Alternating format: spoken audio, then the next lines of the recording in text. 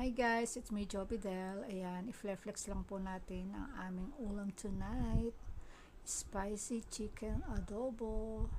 Actually, sambal yan. Super anghang pero masarap guys. Ayan, lagyan natin ng garnish para lalong sumarap ang aming ulam. Yung green pong iyan ay coriander. Ayan po, nakakapagpadagdag ng aroma sa ating chicken. Kaya i-ready na natin ang isang bandihadong kanin. Actually, alam nyo ba, pag ganito ang ulam natin, adobo, everybody love chicken, lalo na pag adobo.